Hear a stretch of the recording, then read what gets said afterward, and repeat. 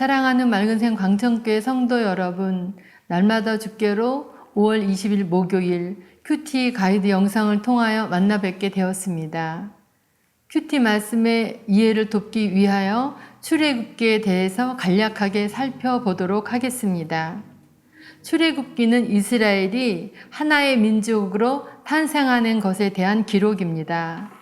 출애굽기에는 억눌린 하나님의 백성을 위한 하나님 자신의 능력 있는 구속 활동이 수없이 많이 나타나 있습니다. 4세기 동안 노예 생활에 지친 이스라엘 백성은 아브라함과 이삭과 야곱의 하나님께서 그들을 구원해 주실 것을 부르짖게 됩니다. 하나님은 이스라엘 구원의 때가 도래하였음과 그 역사를 위하여 모세라는 일꾼을 준비하여 초자연적인 방법으로 현현하시어 소명을 주시는 부분입니다. 이스라엘 백성이 하나님께 속박에서 구원해 주시기를 간구하자 하나님은 즉시 편팔과 큰 재앙으로 그들을 구원해 주셨습니다. 애굽의 종살이로 말미암아 고난당하는 이스라엘 백성의 부르짖음에 대한 응답이며 그 임재의 목적은 모세를 통해 이스라엘 백성들을 해방시킴으로써 하나님의 구속 계획을 진전시켜 나가는 데 있다는 사실을 밝히 드러내주고 있습니다. 출애굽기는 고통으로 시작하여 해방으로 끝을 맺으며 백성들의 신음소리로 시작하여 하나님의 영광으로 끝을 맺게 됩니다. 오늘 성경 말씀은 출애굽기 3장 1절에서 21절 말씀입니다. 말씀의 제목은 폐허의 자리에 찾아오신 하나님입니다. 내용 관찰 1번입니다. 모세의 눈길을 사로잡은 기이한 현상은 무엇입니까? 2절에서 3절 말씀입니다. 여호와의 사자가 떨기나무 가운데로부터 나오는 불꽃 안에서 그에게 나타나시리라. 그가 보니 떨기나무에 불이 붙었으나 그 떨기나무가 사라지지 아니하는지라. 이에 모세가 이르되 내가 돌이켜 가서 이 큰 광경을 보리라. 떨기나무가 어찌하여 타지 아니하는고 하니 그때에 호렙산에서 모세는 평소와 다름없이 일을 하고 있던 현장에 하나님은 모세에게 자기를 나타내셨습니다. 하나님께서 모세를 사명자로 부르시기 위해 호렙산 떨기나무 불꽃 가운데 초자연적으로 임재하시는 극적인 장면입니다. 애굽에서 그렇게 갈구하던 백성들의 외침에 대답 한마디 없던 그분이 40년 동안 말없이 침묵하고 계시다가 갑자기 나타나신 것입니다.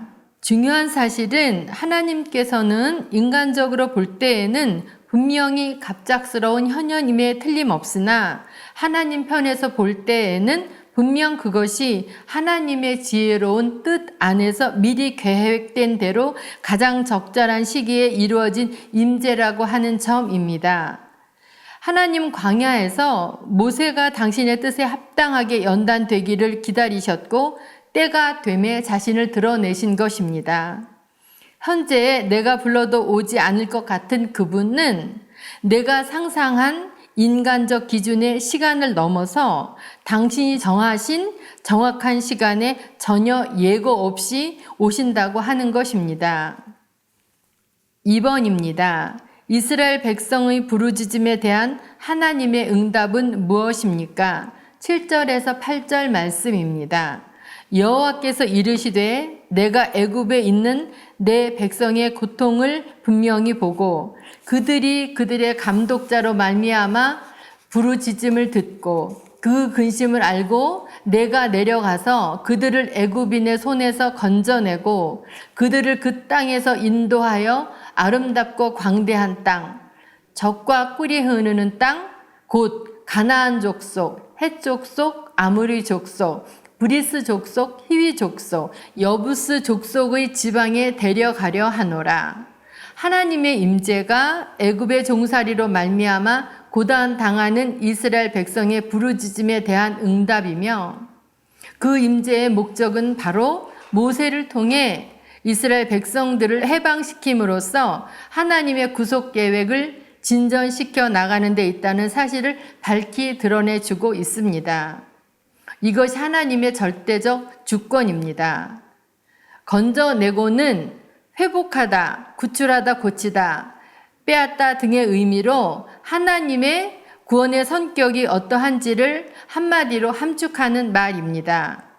즉 하나님은 마치 전쟁터에서 포로를 구출하듯이 사로잡힌 자를 사로잡으시며 죄와 허물로 말미암아 어그러진 모습을 치유하사 성도들을 영광스러운 당신의 자녀의 상태로 회복시키겠다고 하는 것입니다. 인도하여의 기본적 의미는 오르다입니다.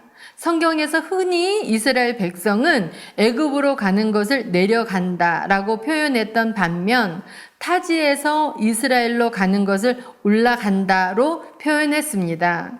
그런 의미에서 이 말은 영적으로 추악한 일생활을 청산하고 밝고 깨끗한 생활로 회복시킨다는 의미를 지니고 있습니다. 아름답고의 표현을 살펴보면 좋은, 풍부한, 값진 등의 뜻으로 여기서는 비옥한이란 의미로 해석할 수 있습니다. 고대 근동의 대다수 지역은 메마르고 황량한 땅이었으나 비옥한 초생딸 지대에 속하는 팔레스틴 지역은 요단강이 흐르고 곳곳에 샘이 있어 비교적 비옥한 축에 속했습니다. 젖과 꿀이 흐르는 땅, 이는 성경 곳곳에서 가나안 땅의 대명사처럼 자주 사용한 말입니다.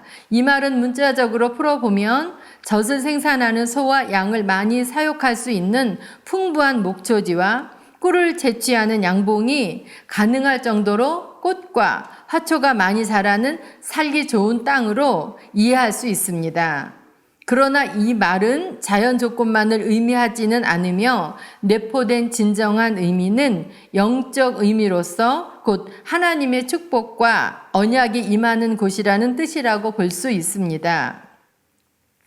자, 3번. 하나님께서 모세를 보내셨다는 증거가 무엇으로 확증되어집니까? 12절 말씀입니다. 하나님이 이르시되 내가 반드시 너와 함께 있으리라. 내가 그 백성을 애굽에서 인도하여 낸 후에 너희가 이 산에서 하나님을 섬기리니 이것이 내가 너를 보낸 증거니라. 출애굽은 단지 피지배 민족의 자유를 찾아 탈출하는 단순한 역사적 사건일 수는 없으며 또한 그것은 인간의 힘으로 성취될 성질의 것도 아니었습니다. 하나님의 일은 하나님께서 친히 함께 하심으로써만 가능하다. 따라서 하나님은 스스로의 모습을 바라보고 질의 낙담에 빠져있는 모세에게 임마누엘의 약속을 주신 것입니다.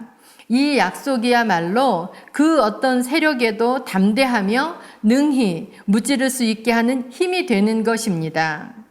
섬기리니 하나님께 예배드리다는 뜻으로 신앙생활 전반을 일컫는다고 볼 수 있습니다.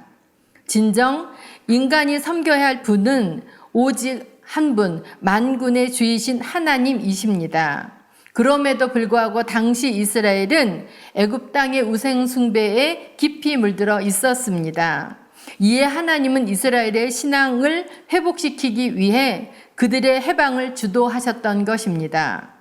이처럼 하나님께서 인간을 구원하시는 제일 목적은 그들로 하여금 섬김 받으시기 위함입니다. 연구와 묵상입니다. 자, 4번 모세에게 알리신 여호와의 이름과 존재를 통해 알 수 있는 하나님의 속성에 대해서 묵상해 봅시다. 13절에서 15절 말씀입니다. 모세가 하나님께 아뢰되 내가 이스라엘 자손에게 가서 이르기를 너희의 조상의 하나님이 나를 너희에게 보내셨다 하면 그들이 내게 묻기를 그의 이름이 무엇이냐 하리니 내가 무엇이라 그들에게 말하리이까. 하나님이 모세에게 이르시되 나는 스스로 있는 자이니라. 또 이르시되 너는 이스라엘 자손에게 이같이 이르기를 스스로 있는 자가 나를 너희에게 보내셨다 하라. 하나님이 또 모세에게 이르시되 너는 이스라엘 자손에게 이같이 이르기를 너희 조상의 하나님 여호와 곧 아브라함의 하나님, 이삭의 하나님, 야곱의 하나님께서 나를 너희에게 보내셨다 하라. 이는 나의 영원한 이름이요 대대로 기억할 나의 칭혼이라. 이름은 단순히 호칭 이상의 의미로서 그 사람의 기질과 성품과 지위와 생애를 반영합니다. 모세가 자신을 애굽에 파견하시는 절대자의 이름을 확인한 것은 자연스러운 일이었습니다. 애굽 우상들에게 익숙했던 백성들은 하나님의 이름을 물어볼 것이 분명했기 때문에 모세가 자기를 보내는 분의 이름을 확인했다고 볼 수 있습니다. 나는 스스로 있는 자, 시작과 끝이 없으신 언제나 존재하는 자존자란 뜻으로 피조된 존재들과는 달리 능동적으로 영원 전부터 영원까지 스스로 계시는 분임을 강조한 표현입니다.